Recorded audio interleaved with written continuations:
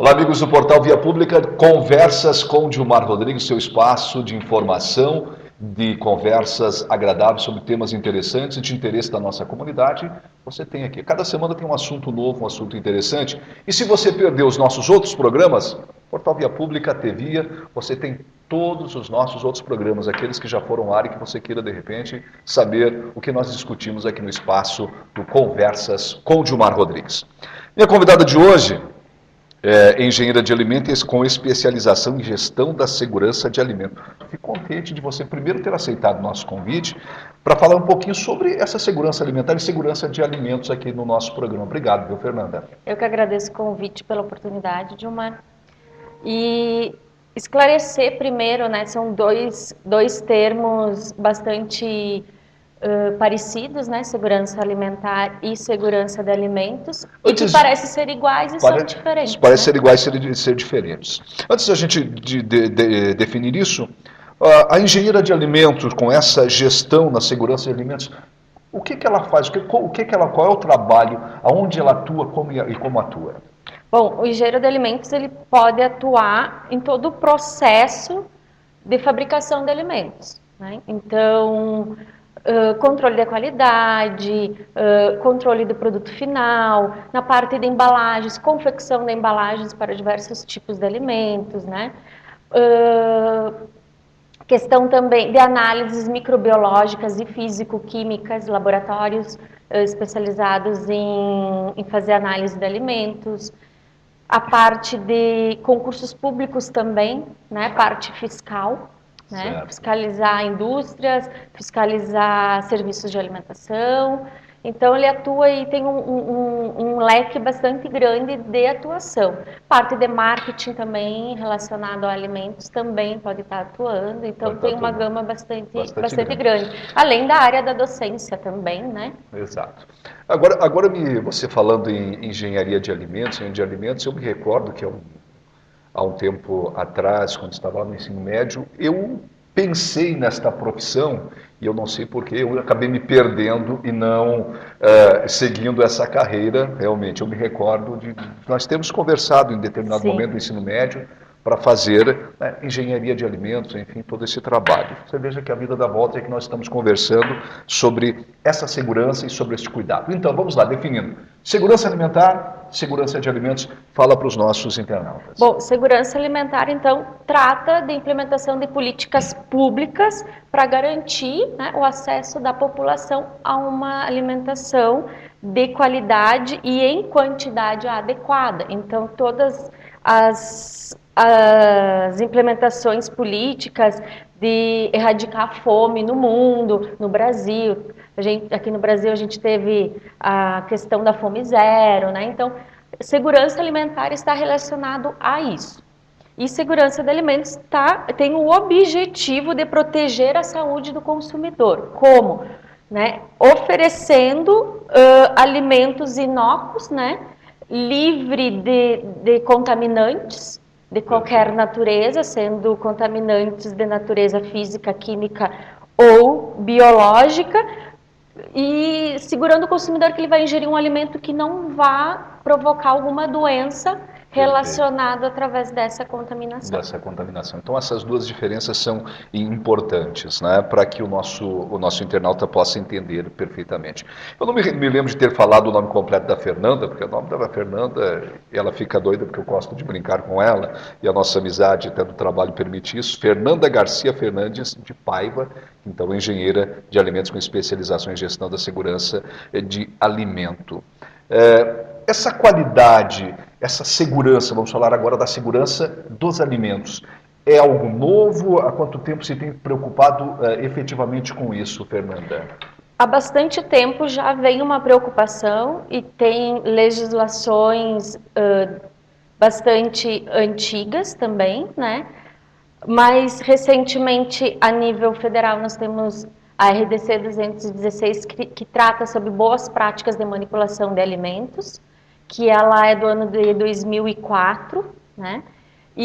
Mas temos legislações mais antigas. Essa é um pouco mais nova e mais completa, mas já vem há bastante tempo, e cada ano que passa essa preocupação só vem aumentando. Aumentando isso, ou seja, com a qualidade e a segurança do consumidor. Nessa questão tem a relação também, como nós temos 3 esferas de vigilância sanitária, então nós temos federal, estadual e municipal, tem estados que estão à frente em relação a isso, como o estado de São Paulo e Rio Grande do Sul, e estados que estão mais atrasados. Por exemplo, o estado de Santa Catarina tem uma legislação bastante antiga, já de 28 anos atrás, que é o decreto 31.455, que é de 1987. Certo, então também não tem algum de novo acrescentado. Exatamente.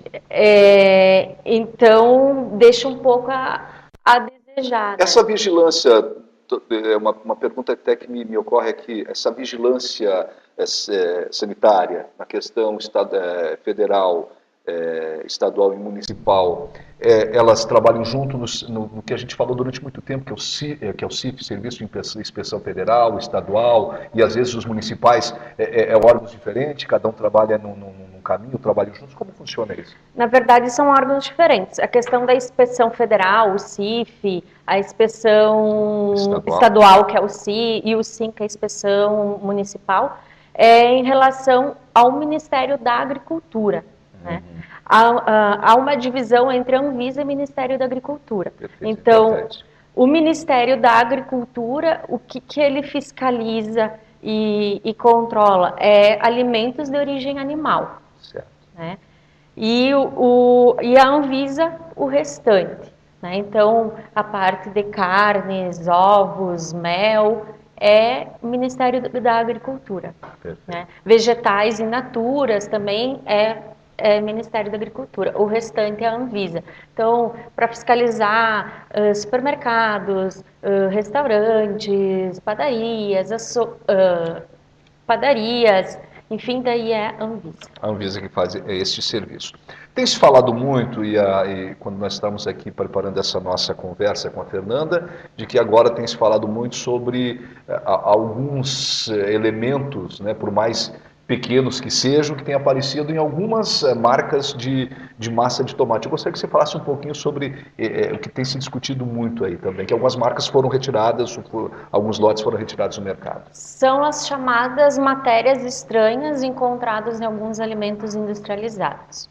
No caso dos molhos de tomate, extratos de tomate, foram encontrados pelos de roedor acima do máximo permitido. A Anvisa publicou, né, tem uma resolução, a RDC número 14, né, de 2014, é uma legislação nova, e lá ela fala que o limite máximo permitido é 1 pelo de roedor para 100 gramas do produto, se tratando de molhos, extratos de tomate, purês. Até então, a Anvisa não tolerava esse limite, né? E se tratando que o pelo de roedor pode vir a transmitir, e o roedor é uma fonte de contaminação, e pode estar levando várias doenças às pessoas, é preocupante, né? O que precisaria de uma gestão para fazer essa qualidade, até porque essa contaminação ela pode ter sido ocorrida durante todo o processo, desde lá da lavoura até a mesa do consumidor. Então, pode ter sido lá na lavoura, pode ter sido no armazenamento, pode ter sido no transporte, pode ter sido no processo também. Então, a questão é aplicar. A gente pode tentar diminuir isso a zero? Pode, não é impossível. No meu ponto de vista, falta uma gestão de qualidade aí, em todos os setores, em todas as partes da cadeia produtiva. Exatamente. Então, muitas vezes nós observamos, e talvez o nosso amigo internauta já tenham visto alguns anúncios institucionais, quando algumas empresas que primam por essa qualidade de uma observação e de um controle de qualidade em todos os processos. Seja lá no plantio, vamos falar do tomate, de como esse tomate é plantado, o que é utilizado aí no seu cultivo, a questão de adubagem, de agrotóxicos, se é usado, se é permitido ou não, desse armazenamento, transporte, até que chegue ao local de origem na prateleira. Não quer dizer, ao que me parece, se não tiver uma boa gestão, que também não vai acontecer com eles. Mas como a Fernanda mesmo diz, é possível. Se essa gestão for feita em todas as etapas, é possível reduzir a zero. Né? É possível, acho que é forte a gente falar que é impossível, né? Então é possível, claro que se tratando de pelo de roedor, a gente não consegue ver olho nu, é muito difícil. Detector de metal para pelo de roedor não é inviável, porque não é detector de metal, né? Certo. Pelo de roedor tem baixa densidade, então tem outros tipos de equipamentos que também fica difícil tá detectando essa presença. Então, realmente é difícil de conseguir detectar, né? Mas acho que parte de realmente fazer uma gestão de todo a cadeia produtiva. Exatamente. E você falava sobre a importância do consumidor também ser protagonista dentro dessa qualidade, Fernanda.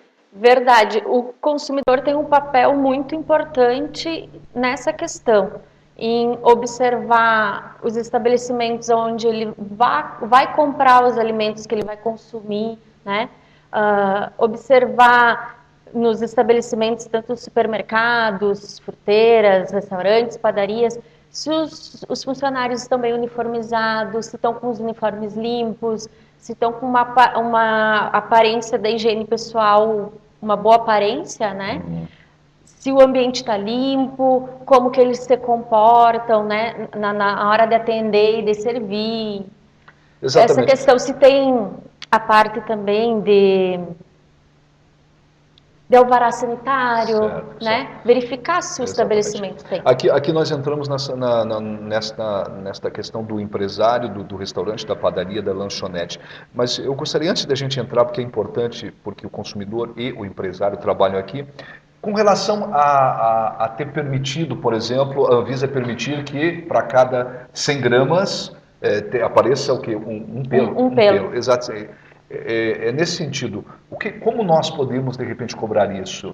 Boicotar, talvez, essas marcas que apareceram? Existe um mecanismo de cobrança também para que essa legislação seja feita e que nós sejamos respeitados na hora de consumir e esses alimentos serem liberados?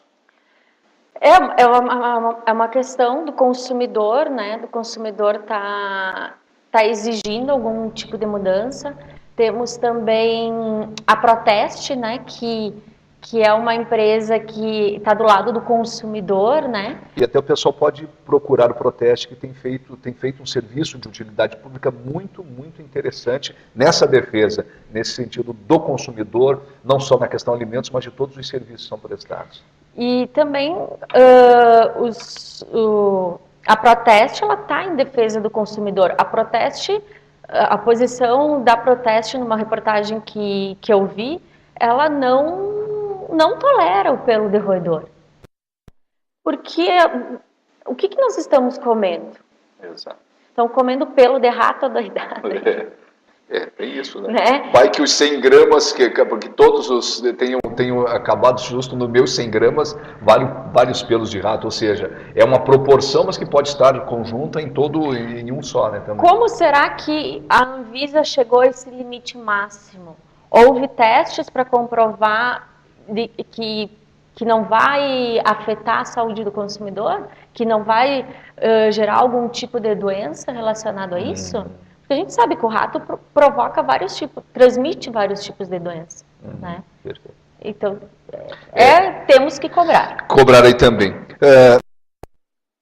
Vai, volta e nós estamos aí falando sobre a qualidade do leite, né, que é um assunto que daqui a pouco não está tudo bem, mas daqui a pouco descobrimos que o leite, no seu processo, ele está sofrendo algum tipo de manipulação que não é o correto aí também, né?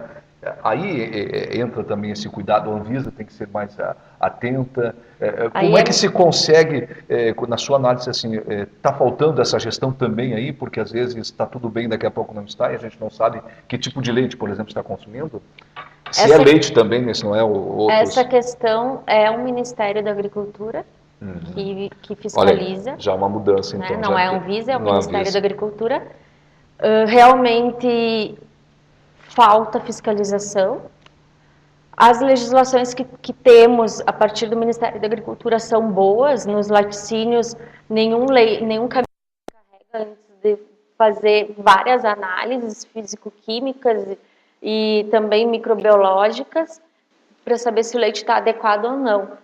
Mas a principal fiscalização que falta é em relação aos produtores, em relação ao transporte desse leite, porque o grande problema aí, e é o que o Ministério Público do Rio Grande do Sul, e juntamente também junto com o Ministério Público de Santa Catarina, nessa ação aí da questão do leite compensado, né, das fraudes, é a questão também dos transportadores, porque nós temos várias empresas que fazem esse transporte até o laticínio, né? Então, na verdade, aí a gente está tratando, digamos, com uma máfia, né?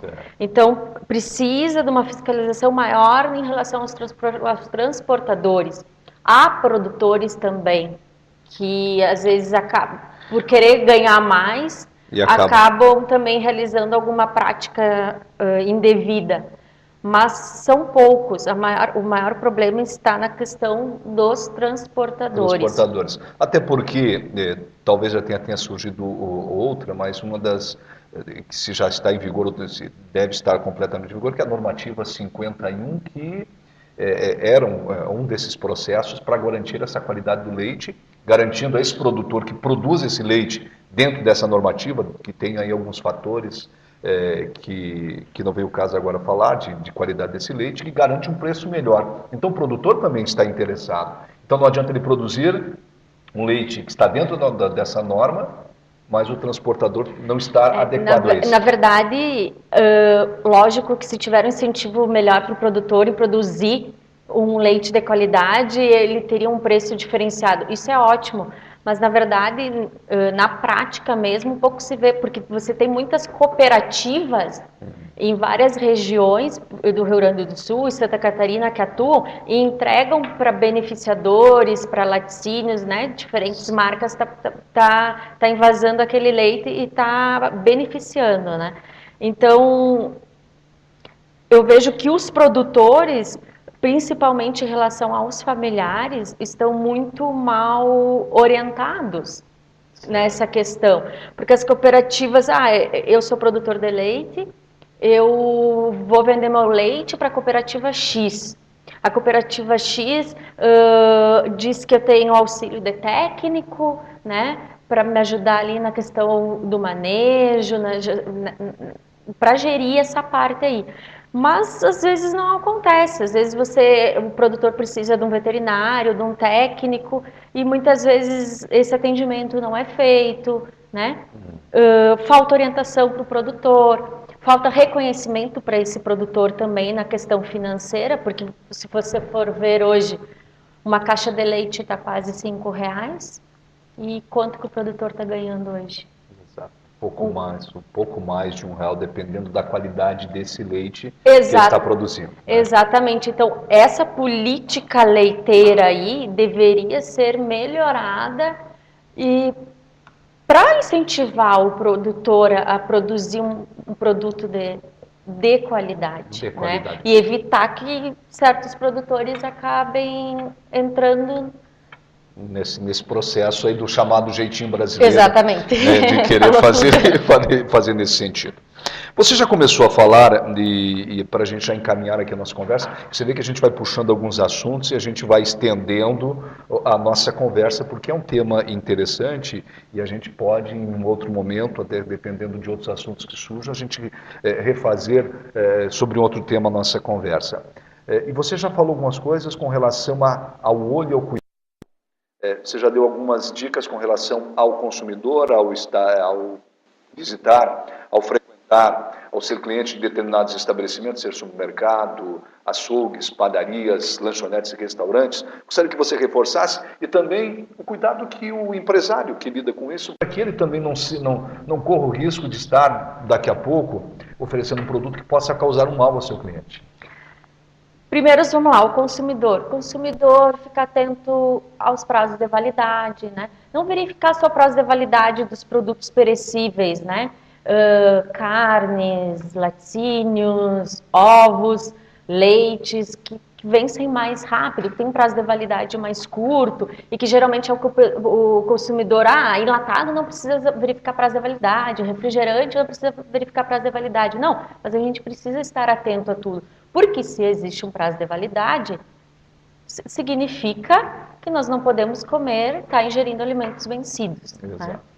Então, verificar o prazo da validade de tudo, cuidar as embalagens, se estão amassadas ou estofadas, se estão rompidas, né? E a questão na área de serviço da alimentação, se tratando de restaurante, açougue, padaria, verificar. No buffet, se o alimento que é servido quente, ele realmente está quente, se ele realmente está num buffet que mantém a temperatura adequada, né?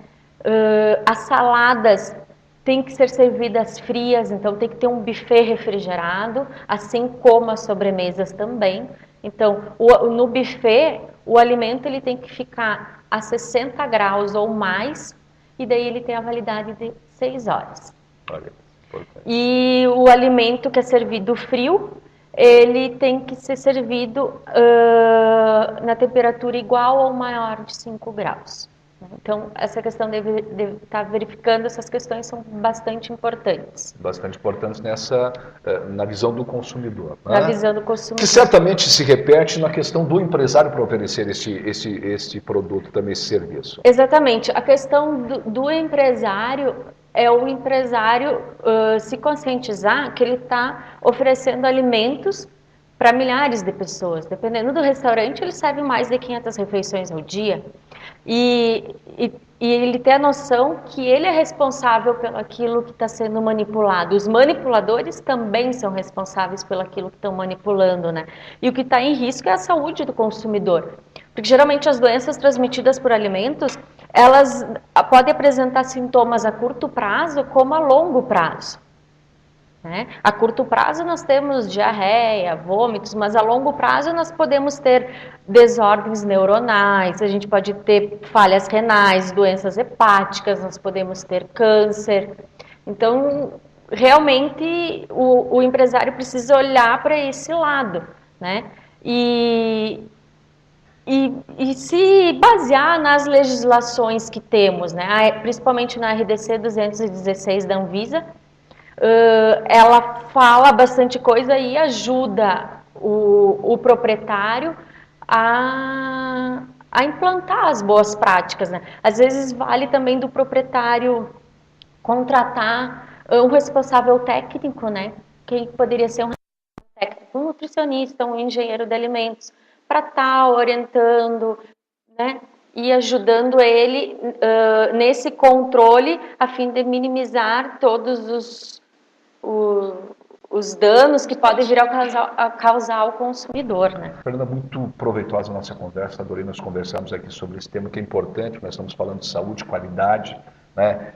Alguns temas que são importantes que às vezes a gente deixa passar despercebido, e esse cuidado quando fala na manipulação de serviço oferecido serve para a nossa casa também, né? Nessa Exatamente. questão de preservação do alimento, frios e quentes, o que a Fernanda disse com relação ao restaurante, a padaria, vale para a nossa casa aí também. Obrigado pela presença. Obrigada, eu que agradeço a oportunidade. Muito bem, esse foi o nosso Conversas com Dilmar Rodrigues, nós voltamos na próxima semana com mais um assunto em destaque, aqui no portal Via Pública. E se você quiser assistir outras conversas com Dilmar Rodrigues, portal, aí vai lá no TVia, nosso ícone aí dentro do portal Via Pública, todas as nossas conversas aqui no Conversas com Dilmar Rodrigues. Um grande abraço.